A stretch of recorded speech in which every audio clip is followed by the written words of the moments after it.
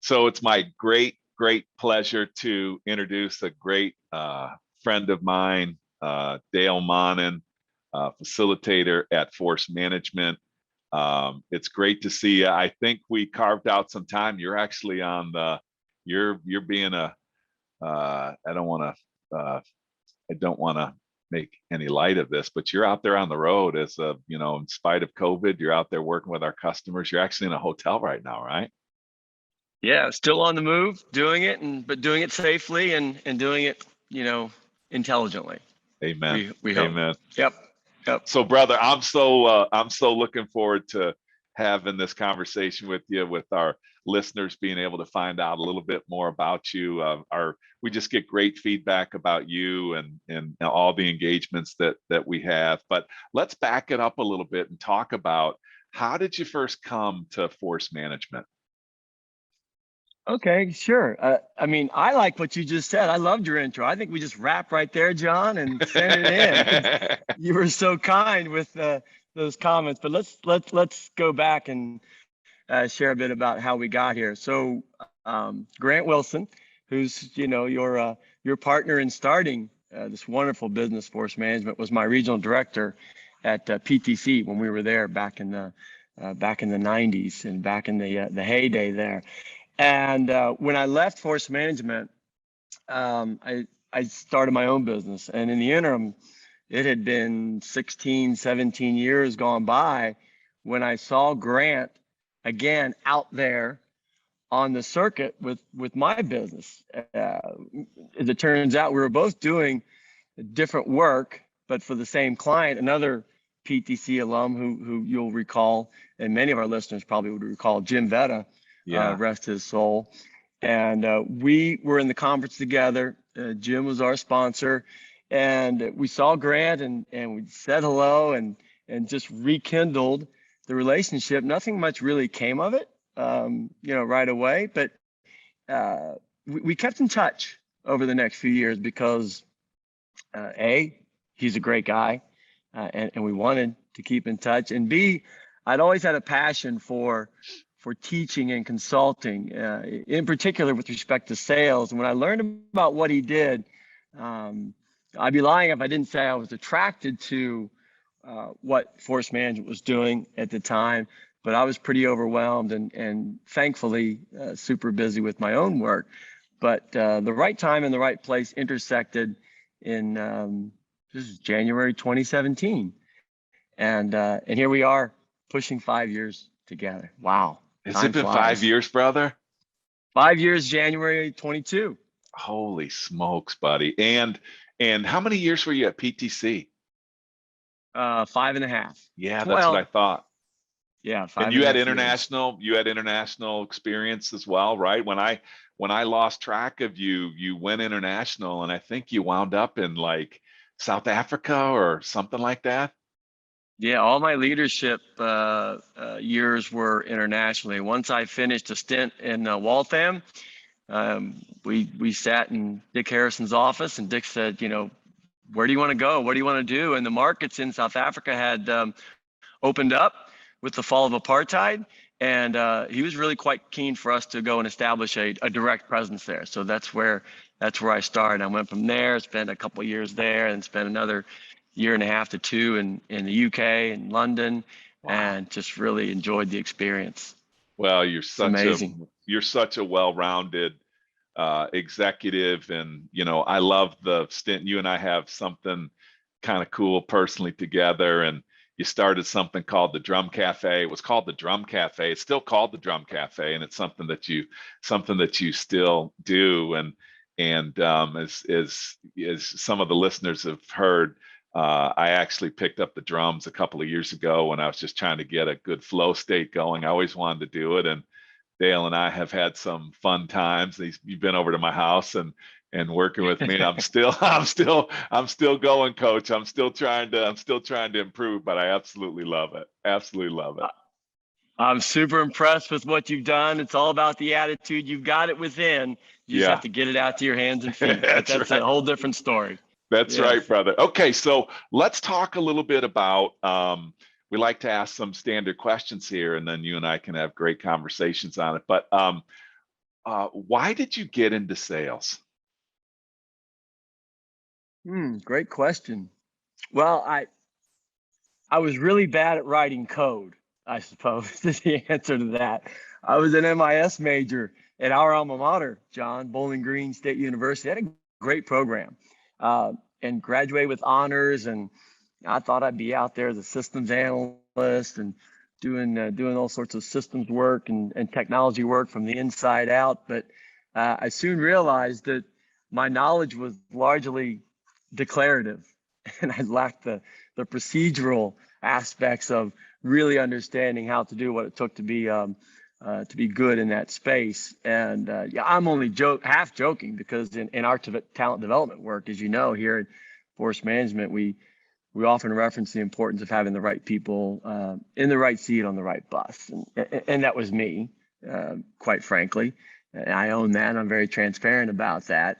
That was at NCR Corporation in Dayton, Ohio at the time. And so I was trying to shift to sales because, and I'll touch on this in a bit, our whole family really we're just kind of born to be in sales. And I couldn't find anything within NCR. IBM had a field office just down the road on West First Street in Dayton. They took me in, kind of took a chance on a new guy that hadn't had the experience.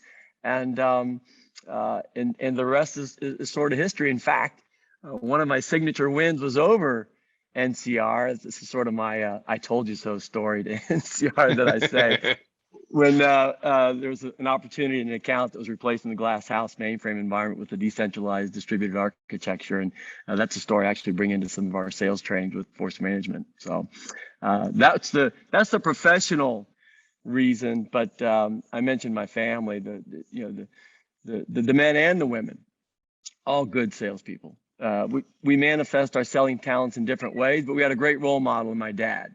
I know you're really close to Dad, and there's a lot of respect for our professional parents and what they do to blaze a trail for us. But Dad started the family business dealing garage doors in 1961. It's a business which perseveres today despite the pressure from large national brands, thanks to my little brother Dean, who does an amazing job with it. But Dad just had a way, a knack, a charisma.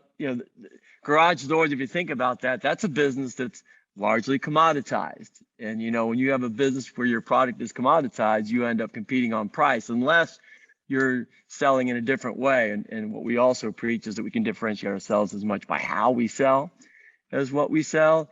And Dad sold on service and professionalism. And, this also is just part of our ethos here at Force Management. So I just had a great role model that I learned, just by watching, observing, and just the collateral lift from what he did. Brother, I forgot about that vast background that you have. You got such a great background, international,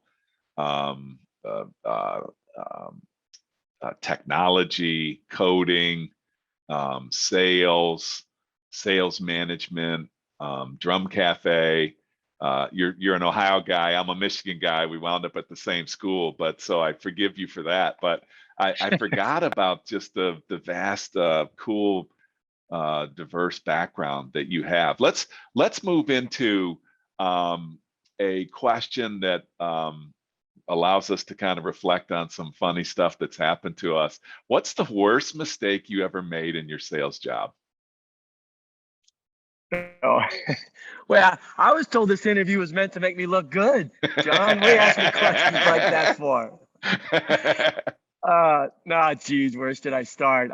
There's so many stories. In fact, when I do trainings, which I'm in Dallas this week doing one starting tomorrow, I always open up by saying what really qualifies me to be in front of other sales professionals is what I did wrong, as opposed to what I did right, because that's where we learn the most from. And we speak a lot about being audible-ready. It's the very first line in our definition of what command of the message means. And I'll just maybe speak just one anecdotal example where I was setting up for a demo. This was back at PTC, and I was in Northeast Ohio in Cleveland. There's a company called Wilbert Manufacturing. They had to work for Smuckers and Volvo Truck and some other companies in the area. And we're at the U-shaped conference room, and I'm sitting here, and we're getting ready to fire up the computer and show the demo and show what we can do. And there's a little bit of dialogue, ahead of the switching on the machine and getting it started. And an individual, and I'll tell this story in my trainings very often, an individual in the room happened to be a rather distinguished looking gentleman. And he asked a really great question, really insightful about sales and how to drive and top line revenue and really increase the sales yield. I said, that's a great question. What do you do for the company? I started there. That was okay. What do you do for the organization? And he sort of stuttered and hem-hawed a little bit and hesitated. And he said, I'm in sales. I'm in sales. So when you're not audible ready, you miss tremendous opportunities to deliver a message of value to the individual who's asking. I just blow right on through. Let's turn on the demo. Let's go. I don't ask any more questions subsequent to what he had shared with us. The demo's rolling. True story. You can't make this up. In less than 3 minutes after that exchange with the individual, the person who's sitting not next to me, but 2 people down from me, reaches over the person next to us. I mean, this person has to really want me to get this message. Slides a business card across the conference table, reaches over his colleague, and I look at this card, like, what's he giving me this card for? I pick it up, I turn it over. It says, Jack Stewart is the chairman of the board. The person who said sales is important. Whoa. What did I miss? I missed an opportunity, you think, to figure out what the top of mind value driver is for that individual, what a positive business outcome is, what would compel him to act and act quickly. What else do I learn? The person who gives me the card, they're at a minimum a coach, maybe a champion. They want to make sure that I don't, fall off my rocker. I mean, it's just all these things, all these rich opportunities to learn and to drive effectiveness in our sales campaigns can be right in front of us. But if we're not present to really what's going on, reading the room, listening, and maintaining a state of audible readiness. Yeah, you go back and reflect on that, and you're like, I'm here to demo a software for design through manufacturing, and there's a person across from me asking about sales impact, and it sometimes it doesn't register when we're not audible ready. And we don't know who's in the room and why they're in the room. There's just a lot of rich messages in there for qualification, like who are you going to be demoing to? And if answering a question, not to be annoying, but, by asking some questions of clarification, what's your role in the company? And maybe then going back during the demo, it's easy, hindsight's 20/20, but going back during the demo and asking, hey, from a sales perspective, how might you be able to use some of the things that we're demonstrating here in the company from a sales perspective? We get really, really smart the older we get, don't we? No, I was going to say you're running pretty well there. There's a reason that your career probably moved differently than mine with the PTC. No, I'm saying after the fact, I can come up with that. During the fact, I probably wouldn't have even introduced myself to the gentleman. Hey, let's talk on this vein. Let's move into one. How about the funniest thing that ever happened to you on a sales call? The funniest thing that ever happened to you on a sales call? Well, it's only funny now, and it's the only funny thing that, speaking about retrospect, right, in hindsight.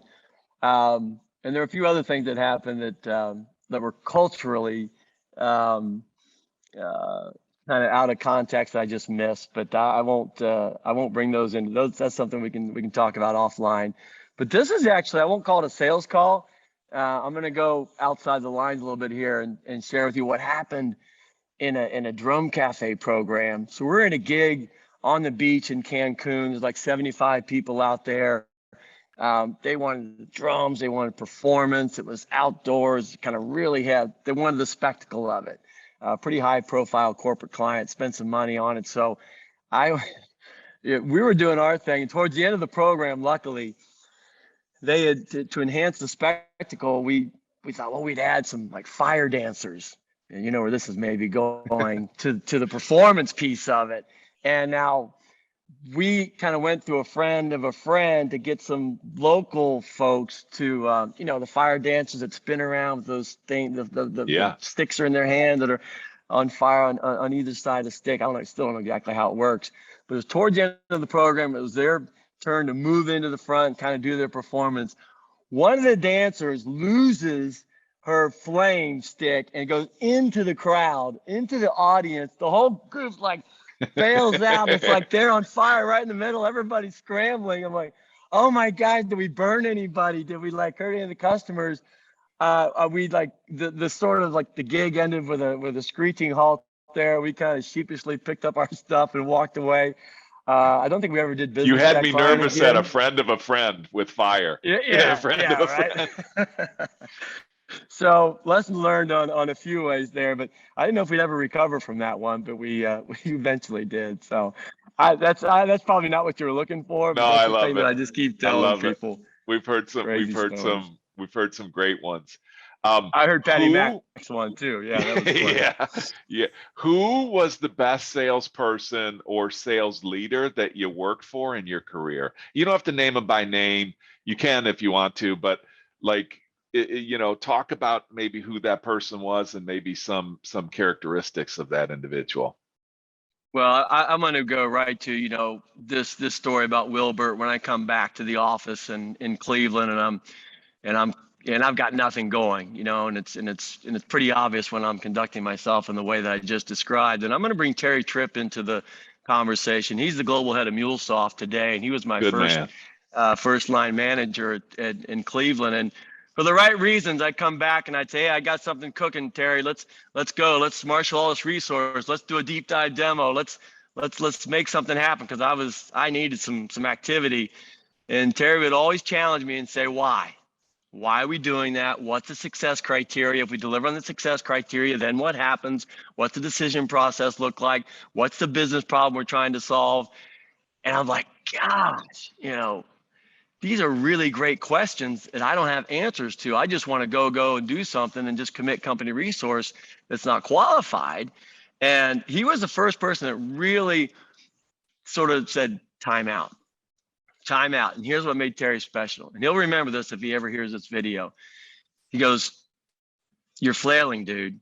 You gotta get grounded in what effective selling looks like. Invited me over to his house one evening, and we sat down in the garage. We had a beer. His wife Tracy made us some dinner, and we just sat down and made some commitments to one another. He said, I believe in you. You got potential, but you're off the mark.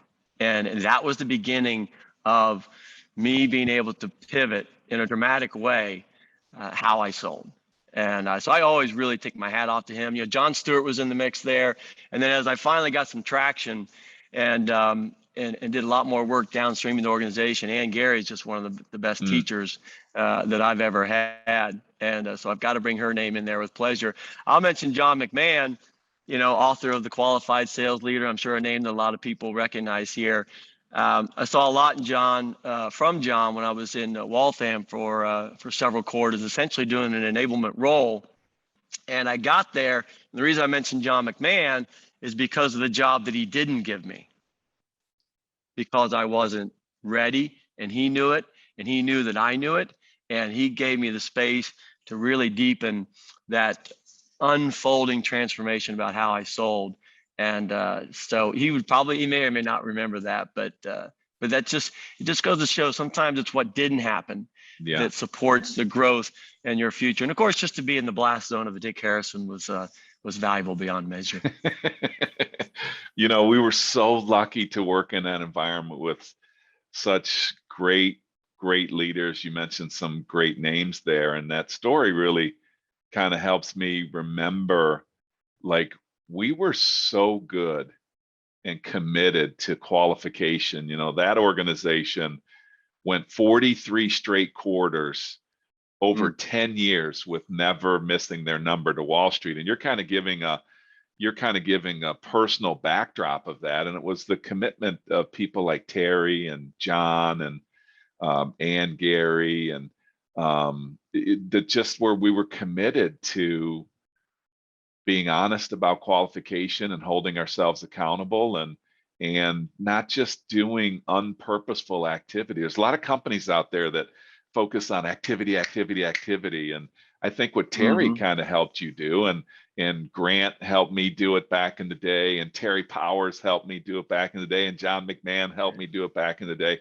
is to be really purposeful with that activity. And that's a life lesson, which was fantastic. And the resonance from that continues to this day. I'll just quickly share, like when I was in the midst of the Drum Cafe and we were growing, and we're still 20 years into it now, but even a dozen years down the track from PTC, I remember talking to an old colleague from PTC, Todd Lloyd. Todd's at Hortonworks, Medallia now, and just made a great name for himself and has been super successful. He was my first seller in Johannesburg, made the trip down, he and his wife Tracy, and we stayed in touch. But I remember being 10, 12, 14 years down the road, and I'm still immersed, solely in Drum Cafe. And he says, PTC still has got, a cachet in the marketplace. And I'm like, really? He's like, yeah, I'm telling you, if you drop that name and you had legitimacy behind you with respect to your association with PTC, it carries weight. I went, wow. Amazing. So, absolutely amazing. It was we're very, very blessed to have been on that run with you and others. Hey, brother, let's wrap this thing up. I love this last question because it asks us a piece of sales advice that, the best piece of sales advice that you've ever received that you don't often hear. Can you share something with us? Yes. And the first person that comes to mind, because he echoed it over and over and over again to every one of his 11 children, no matter who they were on the phone with, what they were saying, what they were engaged in. Dad always said, get a name. Get a name. Because people are going to say everything, hold people accountable to what they say and the way they say it. Think about any person who's on the phone. It should turn on with a couple of hours. The repair person ought to show up by noon. Payment should be credited to your account, and who said that, and when will it, and how will I know? Because if it doesn't happen, and then you call them back, where this is going, you call them back and they say, well, I was told they're going to be here by noon. Who told you that? I don't know, the person on the phone, and now all of a sudden, and I just used that last week, and I said, it was health insurance. It was a health insurance agent. And I said, okay, well, I'll reach Steven, on his cell phone number. And what's your first name, sir? And he was like, put back like, Bob. Like, he was kind of like, no one's ever asked him that before. Like, fear not. I'm not, asking you your first name to call you out. I just, when Steven says, how'd you get my number? I can say, Bob gave me your number and he said I could call your cell phone, et cetera, et cetera, et cetera. So people don't like to be held accountable. And in that regard, there's just, we've become accustomed, I think, John, and I own this too.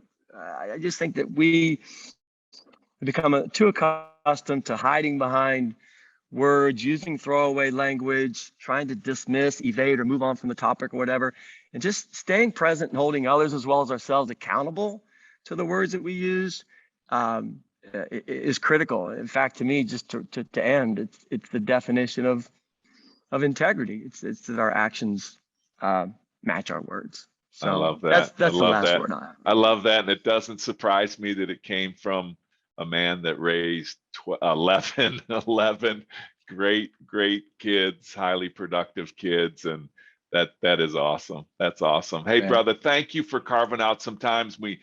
From some time for this. We know you're on the road. We had to reschedule it multiple times because of your schedule. We just appreciate what you do for forest management. Our customers love you. The company loves you. Thanks for spending some time with us today, brother. I'm all about family. I know you are too, and I'm grateful to be a part of this family. All right, brother. Take care, Go brother. be safe. You too. Bye-bye. Keep well.